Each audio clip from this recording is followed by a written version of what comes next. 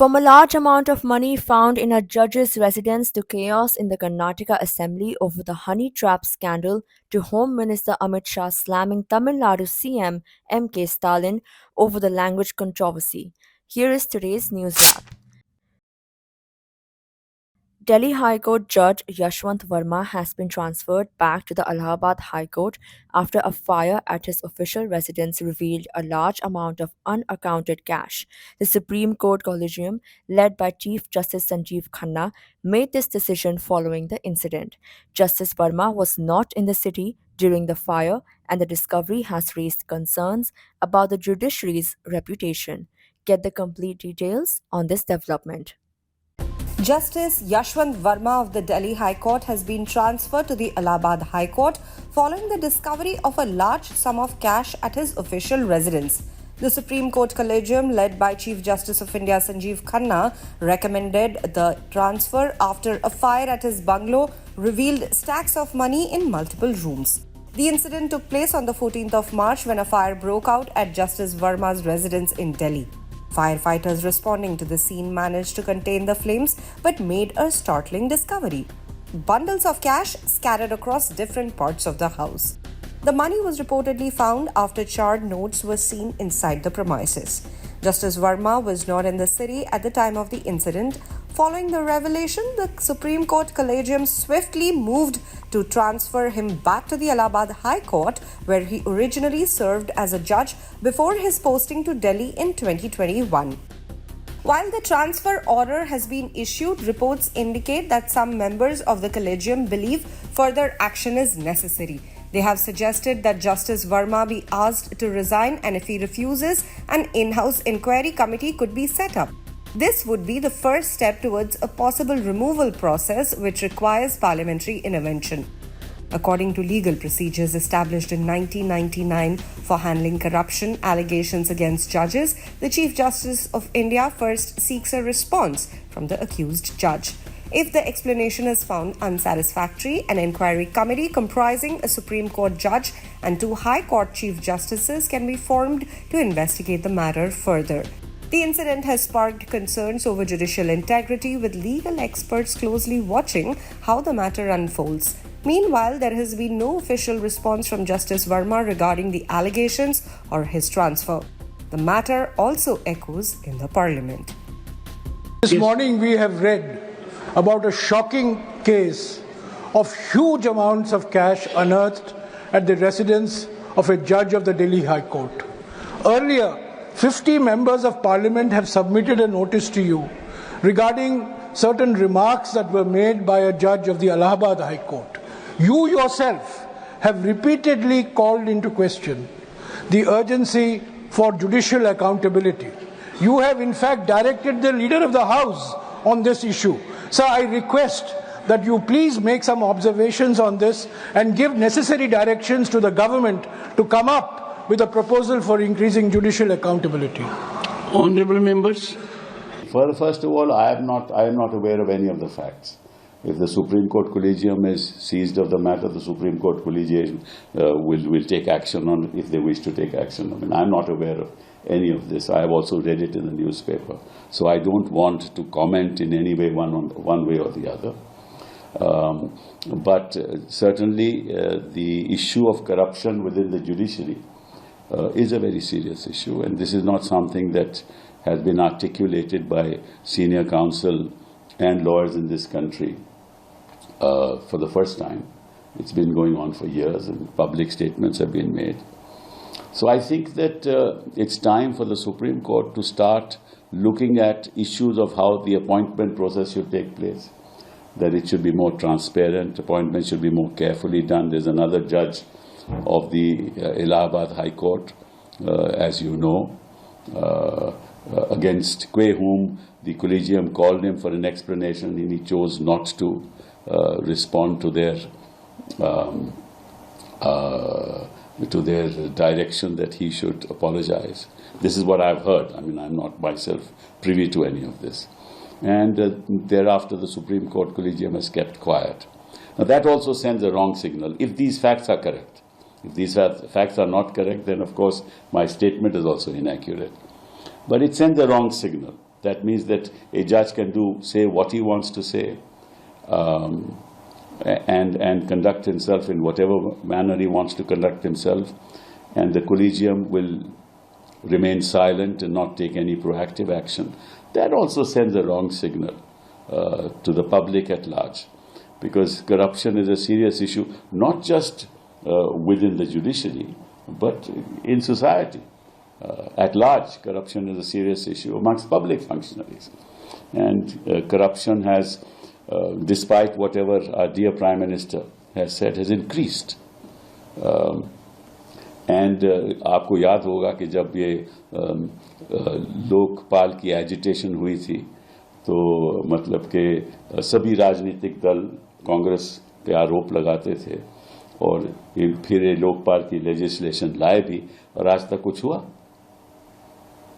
मतलब कि सरकार गिरा दी गई और उसके बाद इन्होंने कुछ नहीं किया। ना केजरीवाल जी ने कुछ किया, ना प्रधानमंत्री जी ने कुछ किया। एक लोकपाल को बैठा दिया और वो तो आप देख ही रहे हो क्या करते हैं। तो ऑब्वियसली ये मामले बड़े सीरियस मामले हैं। Well, it's a very serious matter because judges are expected to be in a, expect a lot of people's trust is there in the functioning of the judiciary. And if this kind of cash is discovered in the residence of a judge, either this is a matter which is almost a week old now, so probably there is no explanation forthcoming from the judge. And if there is no explanation forthcoming, then this has to be taken very seriously. And in my view, transferring is not a solution. Because transferring, if he starts, if he's doing this kind of a thing and if he goes and does it in his parent high court, that really is not a solution. So he should be asked to, first there should be a small in-house inquiry, and if in the inquiry there is no proper justification, which is very unlikely for him to have any justification to have this kind of cash at his residence, then he should be asked to resign, and if he doesn't resign, then he should be asked to not hold court till the impeachment process is started. So I think it's a very serious matter, and it really shakes the credibility of the institution, which is the judiciary. And everybody relies upon the judiciary as the last arbiter of their disputes. And if they feel that even judges are, not above board, then it's very damaging for the institution.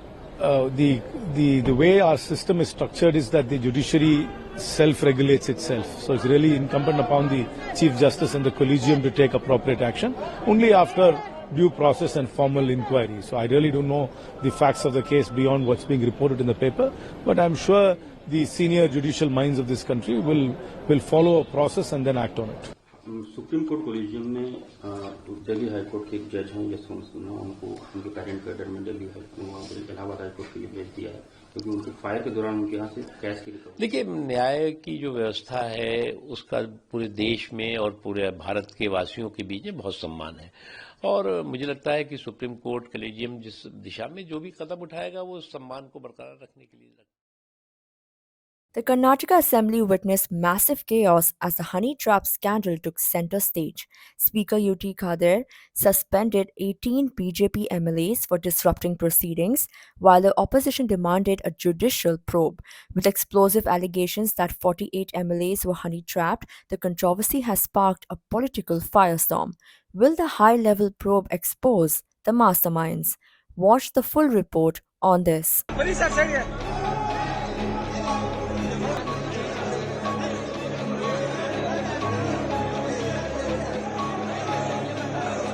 Karnataka Assembly Speaker UT Khader on Friday suspended 18 Bharatiya Janata Party MLAs from the Assembly for creating ruckus and disrupting the proceedings over the issue of honey trap cases. The opposition BJP and JDS demanded a judicial probe by a sitting High Court judge into the alleged honey trap attempt involving a minister and other politicians.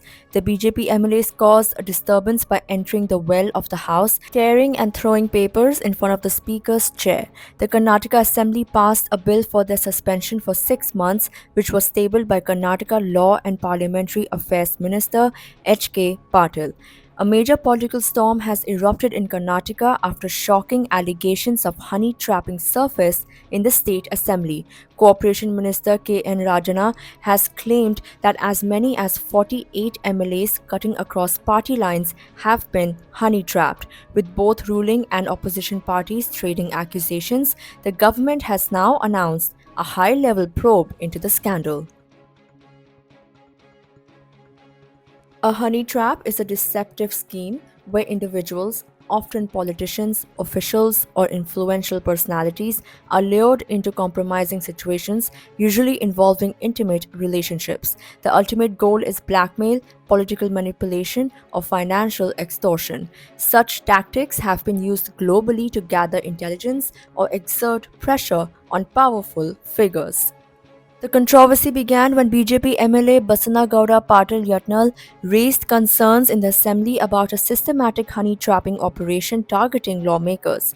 He claimed that attempts were being made to compromise legislators, possibly to influence the political landscape. In response, Minister Rajana supported the claims, stating that honey trapping had become a menace in Karnataka, with video evidence in the form of pen drives circulating. He even admitted that there had been an attempt to trap him. Rajana called for a thorough investigation, demanding that those behind these operations, referred to as producers and directors, be exposed. The controversy has further deepened the divide within Karnataka politics, particularly within the Congress party. Rajana, known for his differences with Deputy CM and Congress State President D.K. Shivakumar, has been vocal about the need for leadership change. Public Works Development Minister Satish Jarkiholi also confirmed that 2 ministers had been targeted in honey trapping attempts. ये पहली बार नहीं है कर्नाटक में 20 साल से हो रहा है हर पार्टी का इसका विक्टिम है BJP JDS Congress officials senior politician सब लोग इसके विक्टिम है इसके लिए हमने मांग किया इसका एक कंप्लीट होना चाहिए उसके आधार पे जांच होना चाहिए Beyond the political sphere, Karnataka police recently arrested 2 women in Tumakuru district for allegedly honey trapping a BJP leader. The victim, Annappa Swamy, claimed he was lured through social media and later blackmailed with intimate footage. The suspects, along with 2 accomplices still on the run, reportedly demanded Rs 20 lakhs from Swamy, forcing him to make an initial payment before he approached the police. The ongoing scandal has raised serious concerns about privacy, political integrity, and security. With allegations spanning across party lines and even involving national leaders, the Karnataka government faces mounting pressure to ensure a transparent probe. In other news, Union Home Minister Amit Shah slammed MK Stalin's DMK, accusing them of fueling a language controversy to divert attention from corruption. Speaking in the Rajya Sabha, he alleged that the DMK is spreading poison in the name of language amid the ongoing Hindi imposition debate. Watch our report on this political clash. मैं हर राज्य में किसी भी नागरिक हो, मुख्यमंत्री हो, मंत्री हो, सांसद हो, उसके साथ उसकी भाषा में ही पत्र व्यवहार करने वाला हूं। इस स्थिति कि हम दक्षिण की भारत के भाषाओं के विरोधी हैं, कोई राज्य की भाषा के विरोधी कैसे हो सकते हैं? हम भी तो वहीं से आते हैं। मैं भी गुजरात से आता हूं, निर्मला जी तमिलनाडु से आते हैं। कैसे हम विरोध कर सकते? क्या बात करते हो आप में हिम्मत नहीं है मेडिकल और इंजीनियरिंग की शिक्षा को तमिल में अनुवादित करने की? आप ये नहीं कर सकते हो, मगर हमारी सरकार आएगी एनडीए की, हम मेडिकल और इंजीनियरिंग का कोर्स तमिल में तमिलनाडु में बनाएंगे।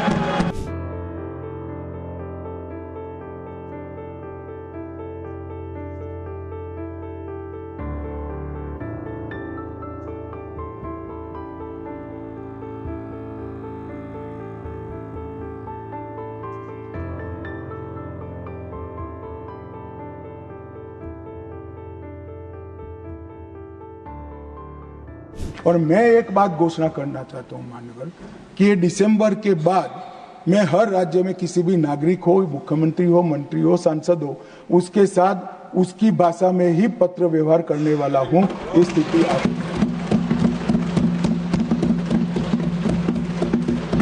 ये जो भाषा के नाम पर दुकान चलाते हैं, अपने भ्रष्टाचार को छुपाने के लिए।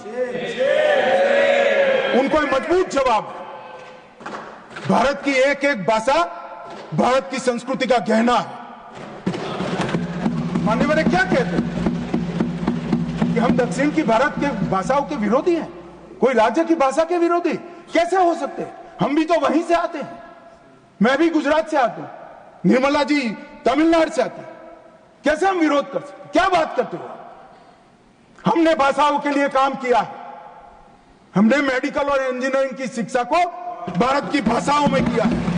और मैं आज इस मंच पर से कहना चाहता हूं तमिलनाडु सरकार को, 2 साल से हम कह रहे हैं आप में हिम्मत नहीं है मेडिकल और इंजीनियरिंग की शिक्षा को तमिल में अनुवादित करने की, क्योंकि आपके आर्थिक हित जुड़े हुए, आप ये नहीं कर सकते हो। मगर हमारी सरकार आएगी एनडीए की, हम मेडिकल और इंजीनियरिंग का कोर्स तमिल में तमिलनाडु में बनाएंगे। आने वाले भाषा के नाम पर जो जहर फैला रहे, मैं उनको कहना चाहता हूं कि हजारों किलोमीटर दूर की कोई भाषा आपको अच्छी लगती है और भारत की भाषा आपको अच्छी नहीं लगती। भाई तमिल बच्चा गुजरात में भी काम कर सकता है, कश्मीर में भी काम कर सकता है, दिल्ली में भी काम, आप चुनकर संसद में आकर बैठे हो।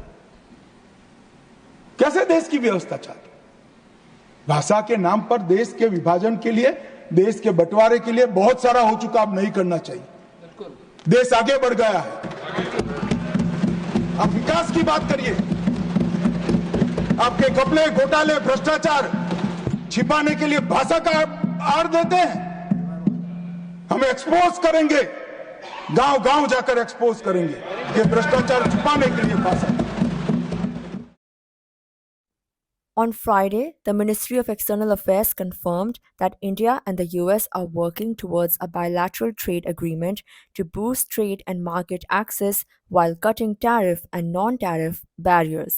MEA spokesperson Randhir Jaiswal, in a media briefing, said both governments are actively building a framework for the agreement. India and the US are in the process of taking bilateral trade negotiations forward. The two governments are actively working to build a framework for the BTA, which would aim to expand trade, enhance market access, reduce tariff and non-tariff barriers. Tensions over trade are escalating between India and the US as President Donald Trump's deadline to impose reciprocal tariffs on India nears. On Friday, the Ministry of External Affairs confirmed that both nations are actively working towards a bilateral trade agreement aimed at expanding trade, increasing market access, and reducing both tariff and non-tariff barriers. MEA spokesperson Randhir Jaiswal, addressing a media briefing in New Delhi, stated, and I quote, "The two governments are actively working to build a framework for the BTA. India remains engaged with the US administration at various levels to arrive at a mutually beneficial multi-sector bilateral trade agreement." End quote. This comes a day after Trump reiterated his stance, signaling that unless India substantially lowers tariffs, the US will impose equivalent duties starting April 2nd. In an interview with Breitbart News, Trump said, and I quote, "I have a very good relationship with India, but they are one of the highest tariffing nations in the world. I believe they're going to probably be lowering those tariffs substantially, but on April 2nd, we will be charging them the same tariffs they charge us." End quote. Trump has frequently criticized India's high tariffs, previously calling the country a tariff king and a big abuser. Last month, at a joint press conference with Prime Minister Narendra Modi at the White House, Trump remarked that India has been very strong on tariffs. I don't blame them necessarily, but it's a different way of doing business. End quote. Despite these tensions, both leaders have announced plans to finalize a trade deal by the end of this year, with an ambitious goal to double bilateral trade to $500 billion by 2030. A joint statement confirmed that senior representatives would be designated to negotiate the first phase of the agreement by autumn 2025. However, Commerce Secretary Sunil Bardwal, briefing a parliamentary panel in New Delhi earlier this month, clarified that while negotiations are ongoing, no agreement has been finalized yet. Meanwhile, key sectors such as steel and aluminum are already facing significant pressure, with US tariffs of 25% impacting Indian exporters worth $5 billion. Adding to the complexity, India's anti-dumping watchdog has proposed a 12% duty on certain imported steel products, potentially pushing domestic prices higher. Despite these hurdles, India has signaled a willingness to reduce tariffs on select goods. Following last month's Modi-Trump meet, tariffs were lowered on bourbon whiskey and motorbikes, two sectors where the US has substantial export interests. With just days left until Trump's April 2 deadline, the question remains, will the US and India finalize a trade deal in time to prevent a tariff war? Stay tuned for further updates.